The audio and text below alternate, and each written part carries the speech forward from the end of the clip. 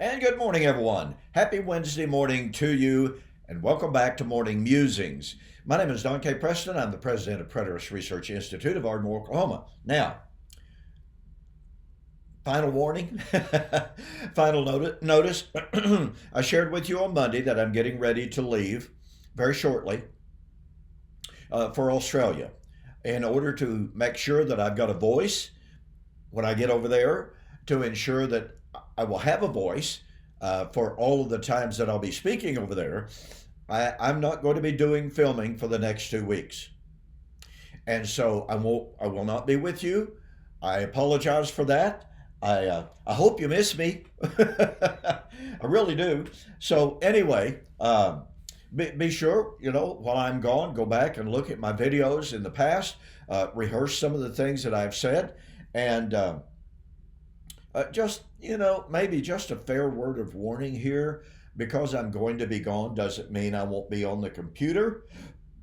So for those of you who have a tendency to get onto my channel and to take pot shots, try to find fault, and to make posts that are totally irrelevant to the subject of the videos that are posted there, okay, I will be watching. All right? Just don't do it. Hate to have to say that, but unfortunately, there are some who think that my forum is their forum and that they can get on my forum, my videos, and they can post anything they want to, no matter how irrelevant it is. They think they can get on and they can take pot shots at me. They can insult me, and those who believe like I do with impunity. Well, that's not true. Like I said, I will be watching. And if you try to take advantage of my absence, guess what will happen? You may just get blocked. And I don't block people very often. Now, I put people on mute for short periods of time, but I don't block people very often. But if you try to take advantage of me being gone, you're liable to be blocked. Fair warning. Okay. And I would hate to do that, really, honestly. Okay, so in Matthew chapter 13, Jesus talks about harvest, Sukkot, at the end of the age. As I've already suggested to you on Monday and yesterday both, no Jew hearing Jesus' parable, no Jew reading Matthew chapter 13, as we know it, would ever question for a moment that Jesus was talking about the final fulfillment of the typological nature of Israel's feast days. Let's not forget, the Bible is very clear that Israel's feast days, the new moons, the feast days, the Sabbaths, were shadows of the good things that when Paul wrote in AD 62, they were shadows of the good things that were about to come. They were not shadows of the things that had already come. That destroys the Greek tenses of the text. So,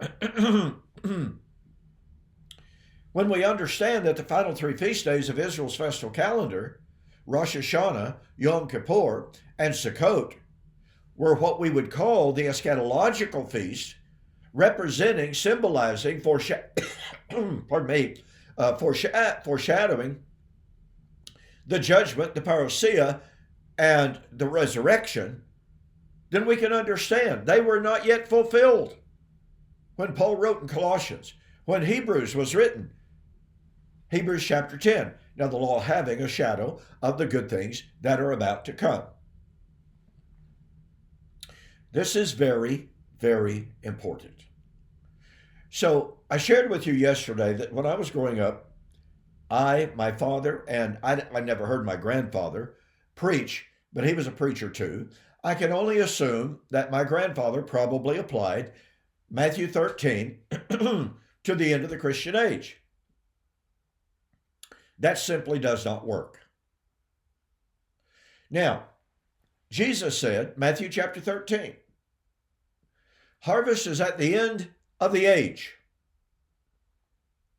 That would be, he said, when the righteous would shine forth as the stars in the firmament, the kingdom of their Father. Virtually all scholars admit and acknowledge and agree that Jesus was drawing directly on Daniel chapter 12.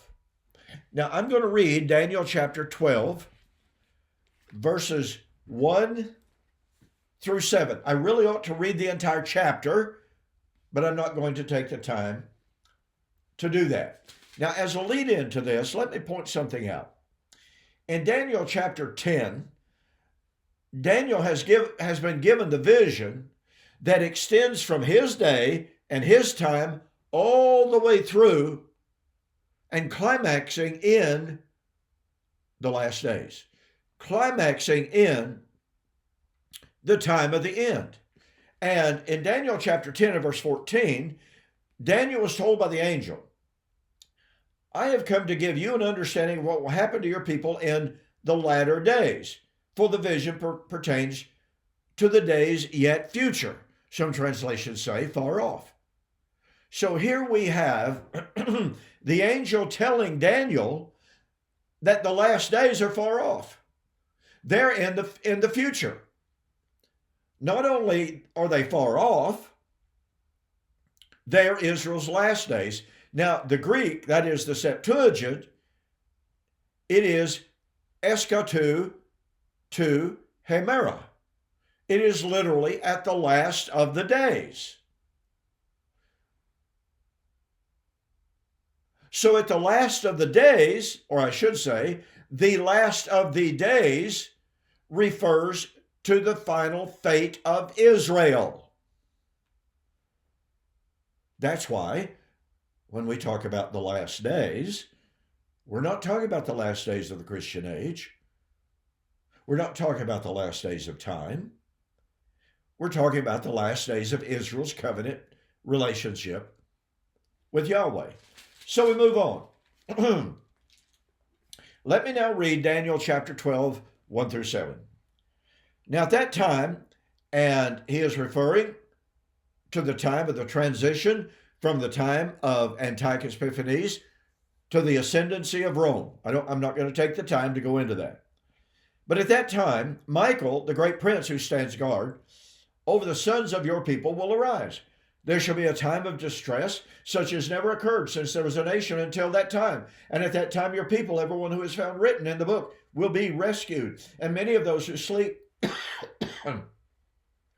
in the dust of the ground will awake, those to everlasting life, but the others to disgrace and everlasting shame, contempt. And those who have, now watch this, and those who have insight will shine brightly like the brightness of the expanse of heaven, and those who lead the many to righteousness like the stars forever and ever. This is the verse Jesus is drawing from.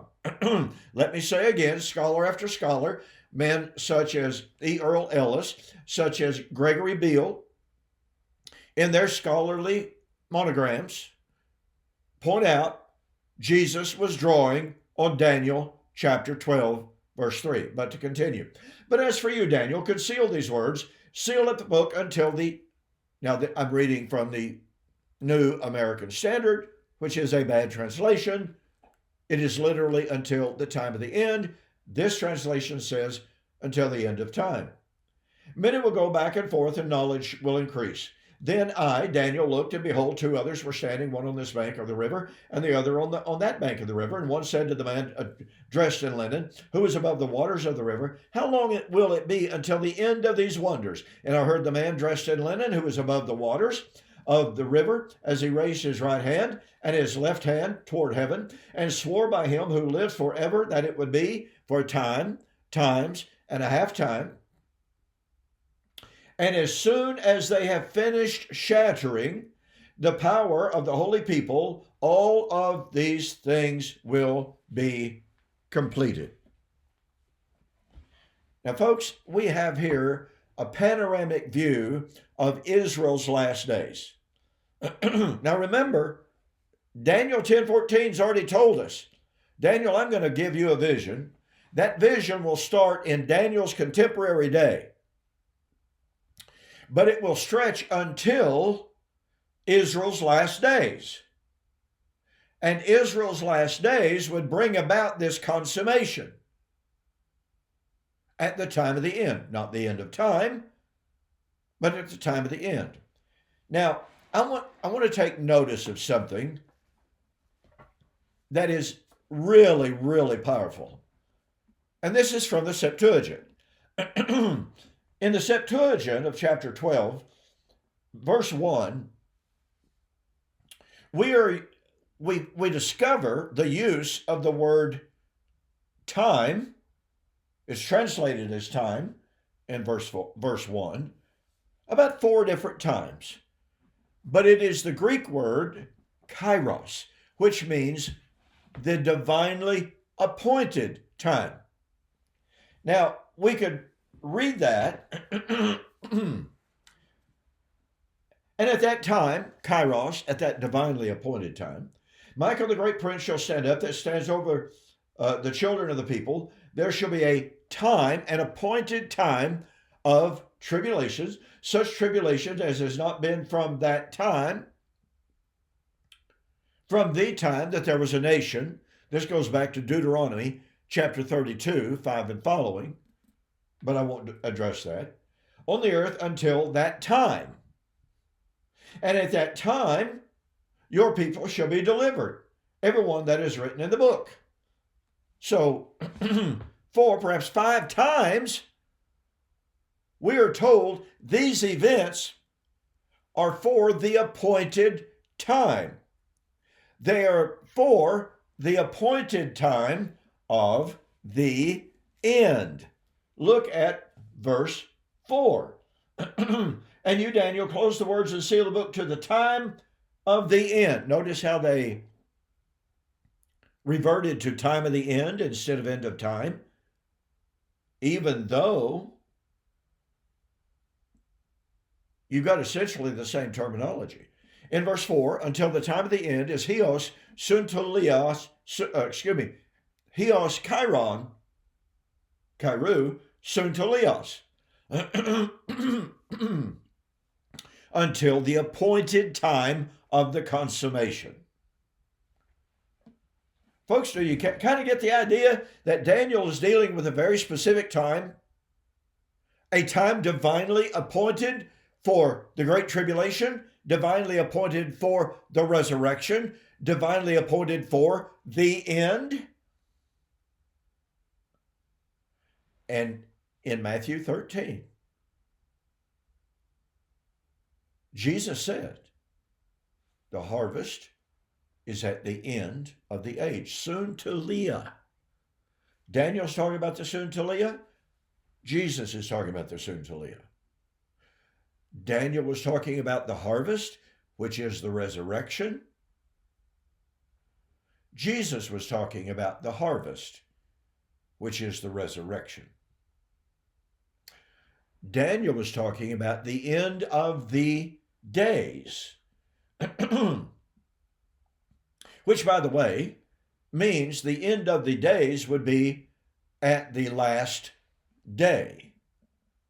I've already pointed out how a lot of people like to say, well, the last day of John chapter 6, 44, etc. Jesus uses the term last day 5 or 6 times in the Gospel of John. And we're constantly told, well, last day has to be the last day of time. No, it doesn't. It has to be the last day of the appointed, divinely appointed days. And in Daniel, the appointed days and the eskatu to hemera, the end of the days, is the end of the age, just like in Matthew 13. It is the divinely appointed kairos end, suntalia. So, Jesus in Matthew 13 quotes from Daniel to speak of the harvest at the end of the age. Daniel spoke of the resurrection at the Sukkot, just as Jesus spoke of the harvest at the Sukkot. Daniel said that harvest would be when the righteous would shine as the stars in the firmament. Jesus said the harvest would be when the righteous would shine in the kingdom. Daniel was told when they have finished scattering. King James, New King James, many translations render that. When they have shattered. Some people have tried to make a big difference between scattering and shattering. No, I'm sorry, that's untenable. When they have finished scattering or shattering the power of the holy people, all of these things shall be fulfilled. That means the Great Tribulation would be fulfilled at that time. That means the end of the age would take place at that time. And it means that the resurrection, harvest, Sukkot, would be at the end of the age when the power of the holy people has been completely shattered. I've had people tell me, well, that will be, pardon me, at the end of the Christian age. Well, then that means that at the end of the Christian age, the power of the church is completely shattered. Because after all, the gospel is the power of God to salvation to all men, to Jew and to Greek. So if you're going to posit the resurrection at the end of the days, i.e. the end of the Christian age, then you've got to posit the destruction of the gospel at the end of the age. But Jesus said, my words will never pass away. Folks, this is unequivocal. Since Daniel puts his vision within the context of the final fate of Israel. Daniel was told by the angel, I've been sent to tell you what will befall your people in the last of the days. So if you put Daniel chapter 12, which is about the last of the days, Daniel chapter 12, verse 13, if you put that at the end of the age, you are thereby saying, Daniel's people, O covenanted Israel, her power has never been shattered or scattered. They are still God's chosen people. And they're not. The church, the body of Christ, the new Israel, those who are the seed of Abraham by faith, Galatians chapter 3, verse 6. These are the true sons of Abraham. Okay, thanks so much for joining me. Lord willing, please have me in your prayers. And by the way, the conference in Australia will be live streamed. Of course, their time is like, witchy-wanchy. So you'll have to look for it. But it will be on YouTube, okay? So you can watch it. In the meantime, thanks again for joining me. I look forward to being back with you in approximately a month.